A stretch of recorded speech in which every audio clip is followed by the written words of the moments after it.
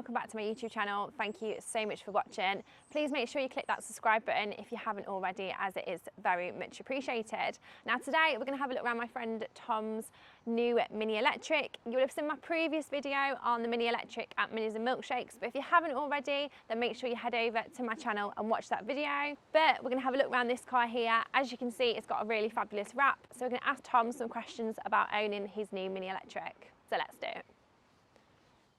I like to be educated, but I'm so frustrated. Hello to my loneliness. I guess that ignorance is bliss. Take me back to before I knew. Rewind, take it.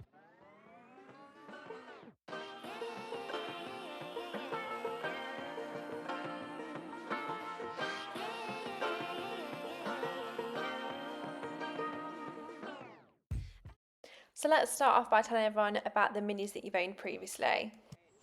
So I had an R50 Cooper, which was my first car. Had that for 3 years before starting working for Mini. And when driving everything new, I thought, let's treat myself, and I went for a brand new Cooper S, which was in electric blue. First brand new car, and spoilt myself since. After that, we went for a LCI Cooper S Sport automatic, and dream car, fell in love with it. And that's what really got me more into the Mini scene. Then we went to an LCI 2 Cooper S Sport automatic again, and it just grew. The love with the brand and the car more and more and more. And then just a few months ago, the Mini Electric launched, and it's history. Fell in love. What made you make the jump from a Cooper S petrol to an electric? I think having driven the new Mini Electric when it arrived at the dealer, as much as I could, I just fell in love every drive.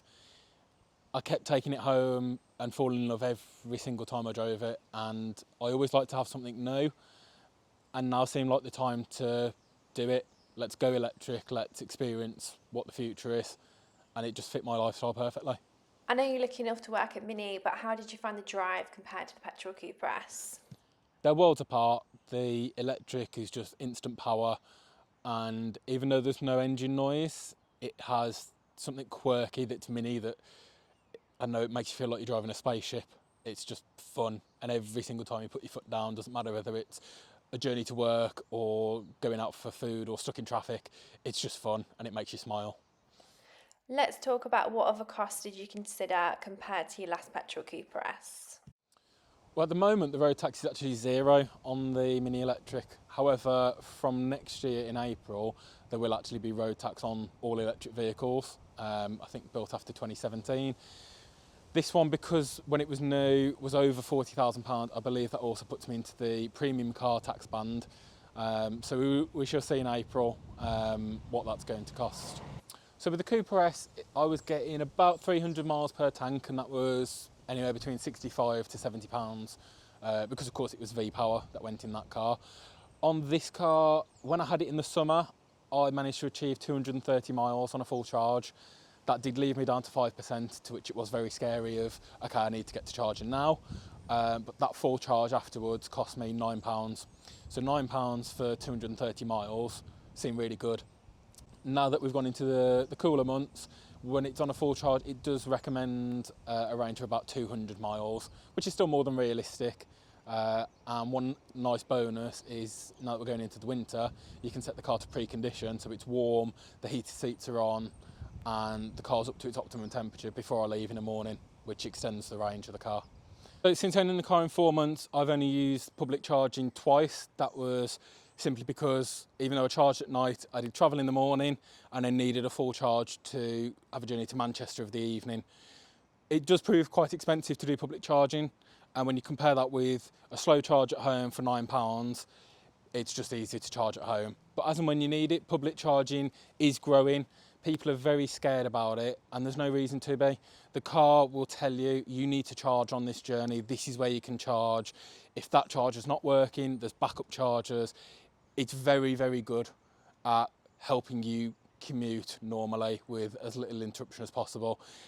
The Type 2 charger is still brand new. It's never been used because, like I say, I've rapid charged twice and everything else is 3-pin. So standard, all mini electrics do come with the Type 2 charging cable, which is what you'd plug to the car, and a public charge point. But you also have availability for rapid charging. 3-pin charger isn't standard, so that was an extra for me. A 3-pin plug is more than adequate for me to charge my car. I looked at different charge points ranging from £300 to £1,500, and that just ate into the savings I was going to make over the term of my finance agreement on the car, so I decided against that. Taking into consideration your daily and weekly mileage and things like charging, how does a mini electric suit your lifestyle? Personally, I do quite low miles, so every day is about 12 miles to work and back, and in a week the most I'll probably do is 140 to 160 miles, so it's perfect for me. I charge it once a week. Now that we're going into the winter months, I might decide to charge it every night so that it can precondition, but we'll see how we go. At the moment, it suits my lifestyle perfectly. It's quite a standout colour, so what made you go for this colour vinyl wrap? So this wrap it's 3M, it's satin apple green, and in all honesty, I don't know, I wanted something that stood out from the crowd, especially as a lot of the new electric minis came in this colour combination underneath, which was grey with a red roof. Because I saw so many of them, I wanted mine to stand out, and I wanted to be one of the first people to wrap a brand new car. The green just caught my eye, and once I'd seen it, I couldn't look away from it.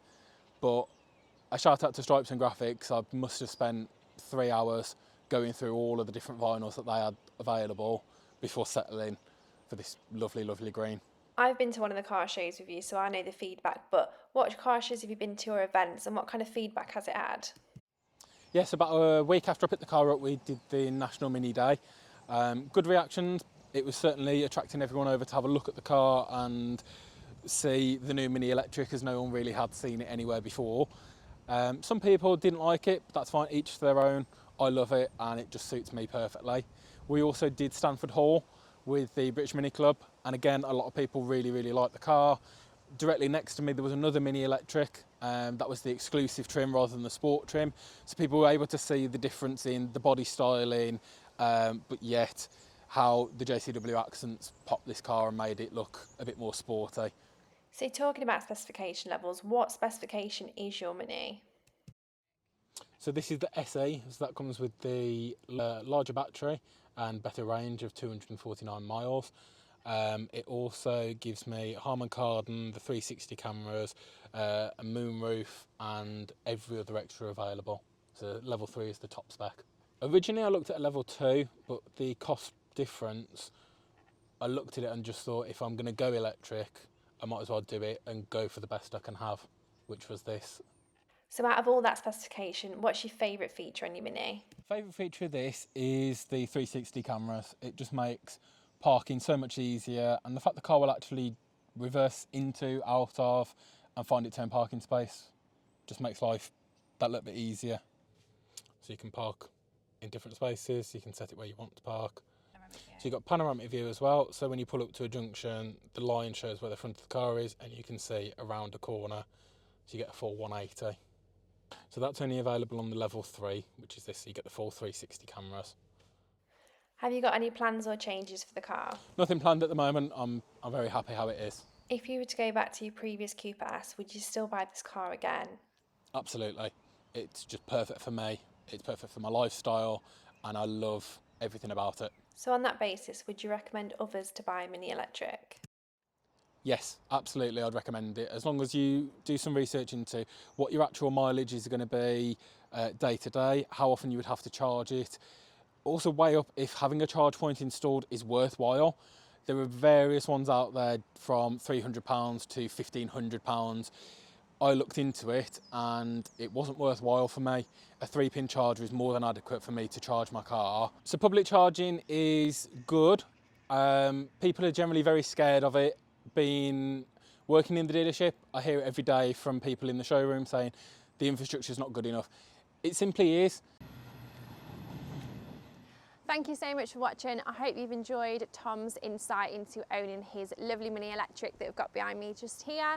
Thank you so much for watching. Please make sure to click subscribe on my channel, as it is very much appreciated, and I can keep you updated on all my future upcoming videos. Thank you so much.